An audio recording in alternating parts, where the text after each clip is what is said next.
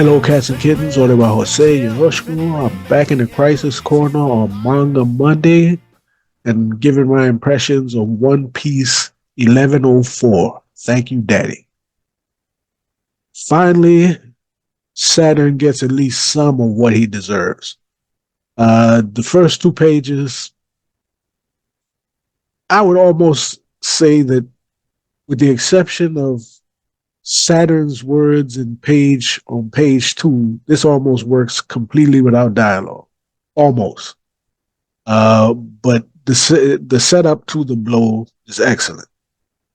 And an interesting thing is, we'll get into Kuma's, whatever it is, Kuma's ability that's helping him to uh, work autonomously apart from Saturn's control. He's supposed to be a mindless robot at this point, but he's not, clearly.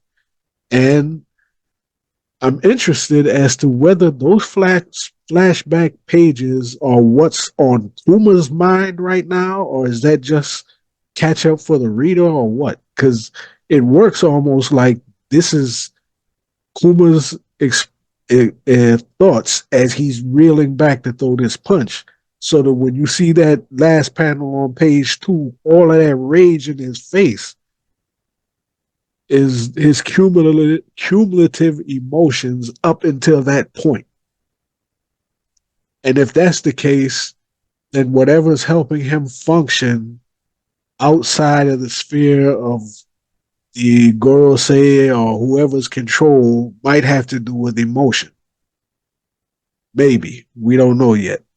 But he lights into Saturn with a hockey punch. I'm not sure if it's definitely armament, because the one arm is black and the other one isn't. I'm looking to see if they're lightning, like black lightning. So I can't say that that's advanced armament, but it's armament for sure. And he gives it to him. Now, either Saturn's thing is not speed, or he's confident that he'll be able to survive this punch. I don't know if maybe he armored up and thought that he could take it, because he doesn't move. Or maybe Kuma blitzed him so fast that he didn't have time to move. I don't know, but like a fool, he stood there and took it. But as we see going forward, maybe there was a reason to that. And it's also interesting on that page, the double page spread with the three panels. The first panel, he's just taking this blow. Then the second, the little panel below that, he's looking with this glare. And that's almost, maybe he's expecting to be able to resist it or something or whatever, but he gets blown away in the next panel. So maybe he took that punch thinking that it wasn't going to affect him. But clearly, Kuma's armament and his rage and his fury wasn't no joke, because the man gets sent flying off into buildings, and buildings collapse on him. He loses a horn. As we see later, he loses an arm, all of that. So he should have ducked, but that's neither here nor there. So the next interesting thing here is the fact that the kill switch, or the detonation switch, the self-destruct, as we see, Vegapunk didn't put it in. He didn't put in a self-destruct switch, but he put in a shutdown switch, which was cool. My theory was that Kuma was going to use his paw fruit to bounce everybody out of there so they could escape, and then detonate to kill himself and Saturn. Or at least that's what the attempt would have been. Saturn might have survived, but the attempt was he was going to take him with him and just do away with him. But that's off the tape. So the next thing is Vegapunk's statement, that his half statement anyway.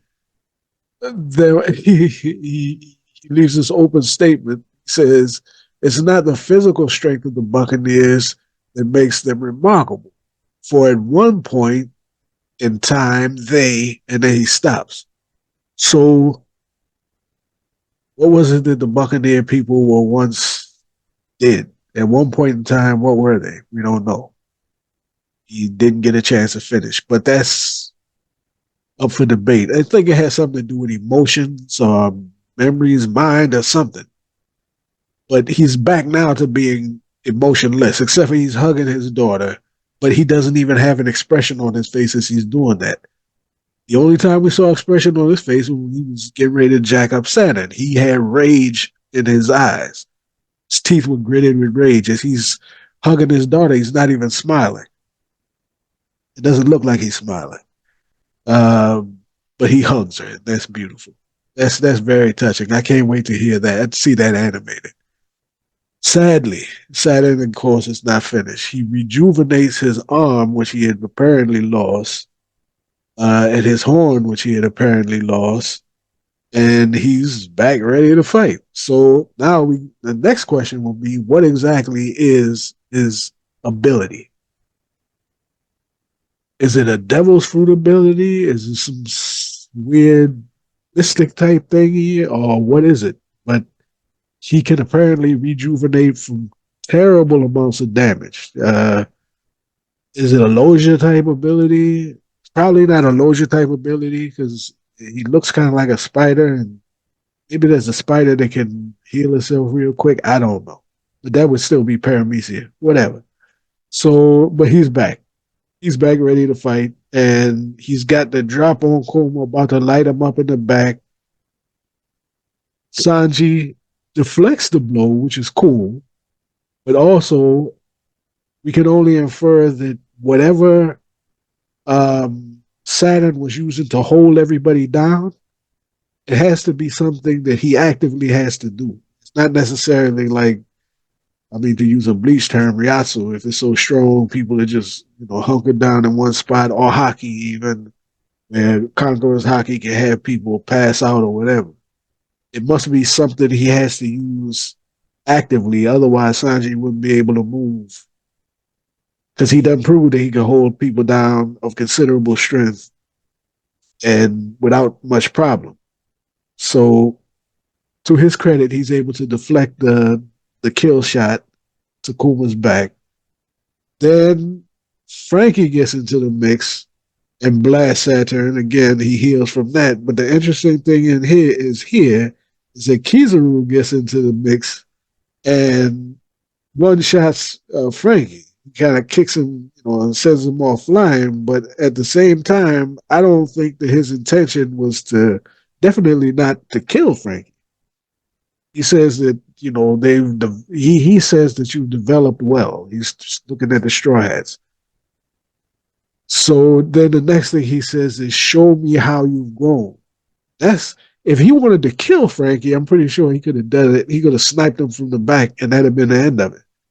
So again, my thought here is that he's been waiting for Nika like the rest of us. You know what I'm saying? He seen Luffy in his Nika form. It's almost kind of a thing where he's got to see if the rest of the crew is up to snuff, maybe. Because he says, "Show me how much you've grown."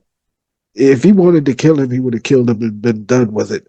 The heel turn, the face turn is still on the table, but I don't think it's something that he can just do, or he's not something that he's resolved to do right now at this moment, to turn on Saturn. It's a death sentence for him anyway, because he's either going to impel Downs or he's going to be killed by Saturn right there on the spot. But at the same time, they're calling it a buster call, so if he's going to turn, he better do it quick. It's a very intriguing situation. You got a buster call being called in. You have Saturn, Kizaru, Saturn and Kizaru are your primary problems right there on the spot. Luffy is missing.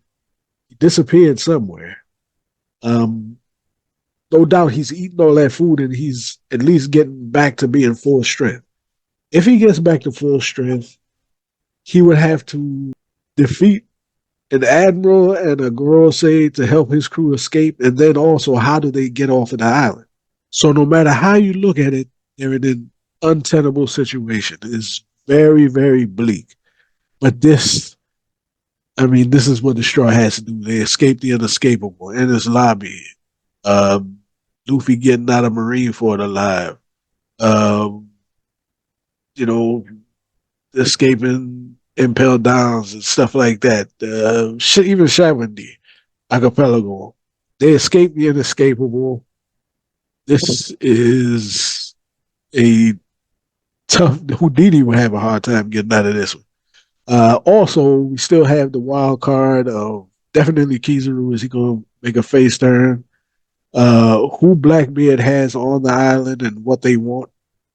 Uh, and ultimately, uh, Saturn. What is Saturn? How does his powers work? And how do you put him down? So there's a lot of explaining to do. There's a lot of work to be done to get off of that island and that robot that was activated a while back, a few or more than a few chapters ago, that is either on the way to Egghead or is going to factor into this some kind of way. How is he? How is that robot, that ancient robot, going to help them get out of this predicament? If he's going to help them get out of this predicament. So there are a lot of questions that need to be answered, but outside of that, it's an excellent chapter. It's things are heating up, things are getting really intense, and I think this is going to wind. I don't see another prolonged battle going on here because we're in the middle of a buster call. It's fight or flight, and fighting really isn't going to help. This isn't a situation that you need to stand your ground and fight. Although you assume that Kizaru and Saturn would retreat. Otherwise, they would be caught up in a buster call also. But at this point, Saturn probably wouldn't die anyway, and Kizaru was a Loja, so unless they hit him with, sea stone cannonballs or something, he'll survive too. So there's that. Best player, I don't know how they're getting out of this. Kuma, maybe. Um, I don't know. I mean, Oda, he put him in a real tight spot. So I'm curious to see how this uh, winds up. But as I've been saying for years and years, the Straw Hats have to level up. They have to, their crew needs to level up. Everybody needs to advance either to some form of hockey or some kind, because the threats going forward, and the story is basically winding down, so to speak. The threats they're going to be faced with now as they go to Elbath or wherever they're going after this are going to be major. And they can't have weak links on the crew, being that the crew is only going to consist of maybe 11 people at this point once Bonnie joins. Yeah, the lower level, the lower decks got to rise up. That's all I'm saying. Anyway, love the chapter. Let me know what you think, what you thought. Until next week, stay loose.